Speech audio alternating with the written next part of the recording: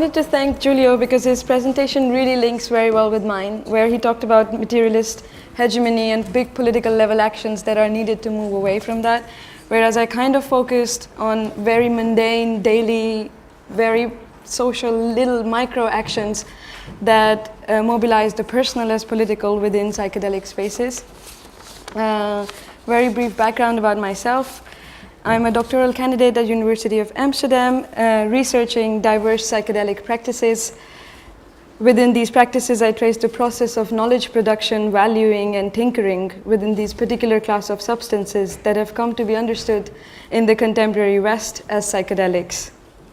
In doing so, I navigate homes, parks, festivals, clinical trials, and so forth, following psychedelics as they go in and out of these diverse settings and actively interact and shape not just how people understand these substances, but also how they understand and perform very many other interlinked practices. Today's presentation is a part of a very short offshoot of this ongoing fieldwork. It focuses on a very particular practice of object manipulation, whose configurations among the psychedelically inclined youth I've recently been following. I would be very happy if you want to help me think through, look at connections or divergences between object manipulation and psychedelic spaces. Phrase such as psychedelic space does not signify a coherent singular idea, yet there are images that come to mind for those with affinity to psychedelia when one hears such a reference. These images influence our understanding of several places, times, props, artworks, music, scientific discoveries, criminalization, activism, and social movements. And internet does a very good job at sustaining and supporting and inspiring what's going on in one sphere to engage what people would resonate with in another sphere. This conference, for instance, is a very good example of how psychedelic community literally connects. For this presentation, I will restrict my references in terms of locality to certain psychedelic-oriented venues, better known as psychedelic Goa trance festivals within the Netherlands. For those of you who don't know, although I doubt anybody sitting in this room wouldn't, psychedelic festivals, of course bearing their local specificities globally, have come to share certain aspects. These are electronic dance music festivals, primarily playing psychedelic trance, progressive trance music, often taking pride in considering themselves as psychedelic tribes, ecologically conscious living, sharing, togetherness, and co-creation. This is a map I made of the global spread of open-air psytrance festivals. They spread from 1970s to 1995, from what the references called the spread of hippies from San Francisco to Goa. And after the Burning Man in the US, the spread throughout the world. Some famous ones in Europe are Ozora Boom Festival, Lost Theory. The one I attended within the Netherlands is called Sci-Fi and Solstice, the Psychedelic Gatherer.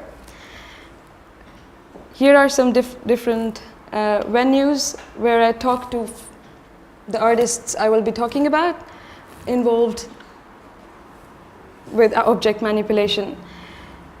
So what do these people at these festivals, contrary to often reductive popular notion of Goa trance being a drug Disneyland and ear-deafening 140 beats per minute music, do? I started looking for other activities that create the space. How are these activities valued, and for how long do these influence how people orient their daily, everyday routines? One of the activities I focused on is, as I said in the beginning, of object manipulation. In a broad sense, is a skill-based use of different objects for performance, artistic purposes in relation to what I've been told, geometric framework, oftentimes also known as a grid. Juggling, for instance, is also an activity that comes to mind when we think of these objects. But these artists that I follow call themselves flow artists. Despite bearing resemblances and sometimes shared performance spaces with jugglers, like to distinguish themselves, call themselves either as spinners or flow artists within the bigger object manipulation community. Oh. Okay. So in the presentation, I'll be talking about the flow toys. Major flow toys that I came across were poi, staff, flow band, rope dart. As following them within the context of psychedelics, it isn't surprising I came across transpersonal elements being emphasized these artists, broadly said in 3 categories. That would be movement, community spirit, and interconnectedness. Looking at the movement, these flow toys, as the youth involved with them practice, suggest that it holds central relevance to their leisure activities in which they creatively explore different forms of movements with these objects. And this goes on in several stages, perhaps with any learning process.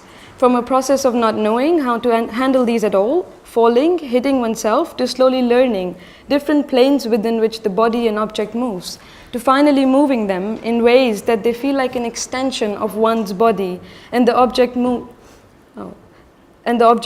to finally moving them, to finally moving them in a way where one doesn't need to focus on the moves, planes, object movements. As I was told, the objects just start to flow. In relation to movement, I would like to quote one of the participants. Poi for me is healing. You know about MDMA and the PTSD work that people are doing. I want to do the same with poi and PTSD.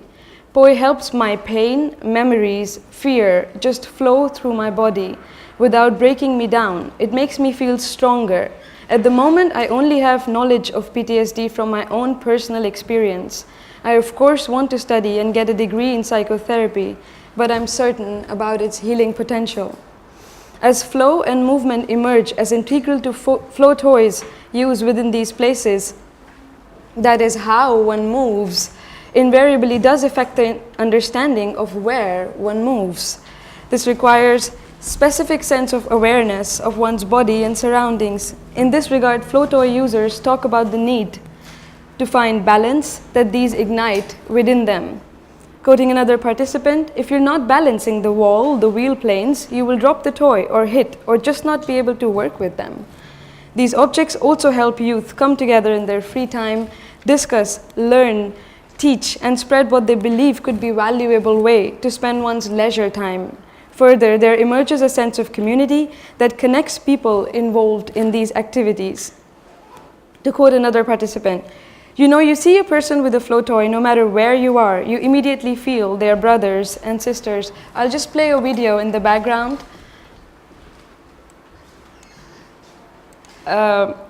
In this video, you see some people that I followed about their flow toy performance. And while they were traveling in Ibiza, they found another spinners randomly on roadside, and then they hiked for 45 minutes to go do fire spinning all night. And talking about the third parameter, the feelings of interconnectedness beyond the human, the value for the more than human is also often iterated by spinners, paying attention to what's seemingly absent, but nonetheless present. Feeling of interconnectedness, more conscious experience of one's surrounding and environment, and transpersonal elements of spinning are not limited or unique to flow toys. Neither are they given. Not all flow toy artists experience that. Beth Hagen's an anthropologist who has been working on bull roarers and wheel spinners, instruments that date back nearly 40,000 years, notes the spread of their different versions in the West and narratives around their links with altered states and sacred geometry. Another participant, it was on my trip to Thailand long time ago that inspired me to spin fire. Nowadays I enjoy poi as it is, an instrument of the now, and a chance to participate in this wonderful subculture community, playing with gravity and toroidal fields. This is the evolution of an insane mix of juggling, dance, martial arts, and sacred geometry, realizing all prop technique is connected, just as all people and many other things in life. A few more notes on spinning. I'll also leave this in the background and keep talking about spinning. This is a person I've been following for almost 2 years now. I have a condition called narcolepsy. I dropped out of school at a very young age. I never could really study or focus for long. I refused to take medications. I became a part of psychedelic scene at the age of 14, where I felt home. I started poeing 3 years ago. Like I told you, I never understood complex formulas in physics for gravitation, for instance, gravitation. But since I poe, I feel it, I understand it. I could tell you exactly where the central force is, where at what distance, and point the center of rotation of my poe is. I didn't learn these formulas, I perform them, I do them. These, for instance, are some of the geometric figures people try to attain symmetry in. They're called flowers, weaves, and spirals. In last 10 years, Netherlands and the flow toys community in general has seen a tremendous rise in spinners. There are no schools or training programs. Neither is there much competition among spinners. Although sometimes people stated that they could sense a healthy competition between who could do more techniques. However, the performance is mostly considered a style of increasing body awareness, exploring the space around you through different movements, which are often considered to produce rhythmic and magical attunement to space. The flow toys movement trend in the Netherlands is the one that essentially advocates collaborative learning and play. Opportunities for people interested in exploring full body presence, learning new techniques that explore spatial movements, and also simply put together, hanging out. A lot of them are very interested in psychedelic substances, but those who aren't are still very interested in psychedelic spaces, psychedelic ideas of creative and conscious exploration of one's surrounding. Also the emanation of ideas of balance, color, forms, unity, and sometimes ecology. In looking at the ways where people were creating spaces for simple leisure choices, I look at them as youth-led experimentations in where trance intersects with techniques. The youth groups that come together in these festivals, with their affinity to altered states.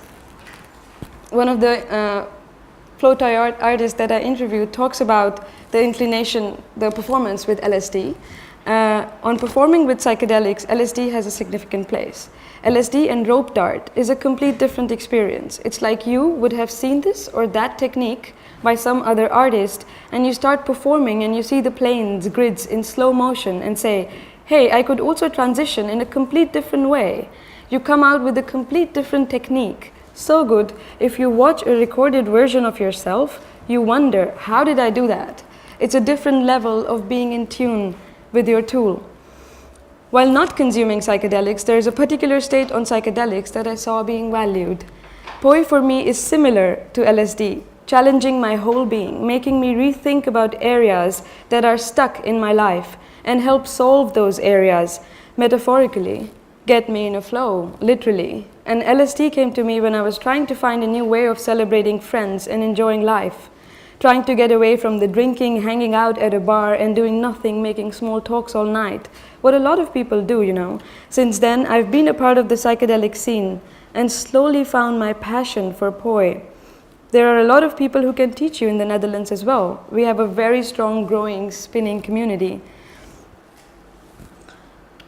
What's more, how do they spread their art? As these artists transition more towards what they call tech or technique-oriented spinning, Internet has played a major role in connecting these communities. People practice different techniques, experiment with very specific technique-oriented terminology, and spread their art. To give a glimpse, I have some of these pictures where people work on their technique and communicate what works and what doesn't. The dexterity and emergence of technique-oriented in spinning, you can see what you can see in these two pics. That's from a YouTube channel of a person who's called Alien John Intergalactic Spaceman. So some of the terminology they use is toroidal fields, negative space, anti-spin, isolation, spiral, atomic weave. I couldn't tell you what they are, just to let you know the kind of terminology.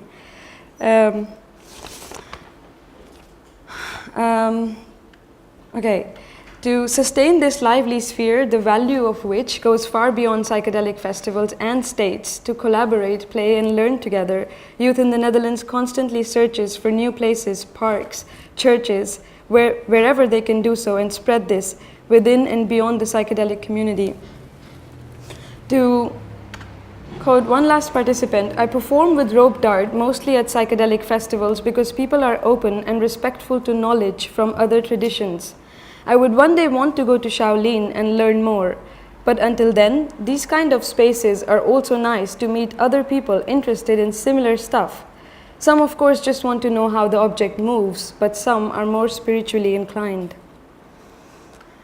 So the purpose of this presentation wasn't to give a finished product. It is more really to stimulate discussion around opening up and inquire our understanding of tools, functionality, and how do we understand their movement, and thereby how do we see, in some senses, particular scenes and their socio-political contexts. What we do or can do with psychedelics is often emphasized, but how these substances influence what we do in other areas of our life, perhaps the most mundane of daily activities, is not emphasized as enough. Visionary art and psychedelics that is all over this conference is a very good example of the interaction between art and psychedelics, bringing into light specificities of flow toys was what I hoped to do through this presentation. What I've also tried to do in this presentation is to look at the synergy between flow toys, psychedelics, with their complete materiality within a particular context of post-industrial West. To quote Tim Ingold, an anthropologist who's been working for 3 decades in the field of anthropology, art practice, and human ecology, to name a tool is to place it in relation to other things within a field of activity in which it can exert a certain effect. To name a tool is to invoke a story. We are, of course, more accustomed to think of tools as having certain functions. My point is that functions are not attributes of tools, but narratives. In this presentation, I've told one such narrative, for instance, of transformation of rope dart from being a Shaolin weapon to becoming a flow toy at psychedelic festivals, or poi as an object of ritual tradition in Maori culture to an instrument of now. Hope you enjoyed it.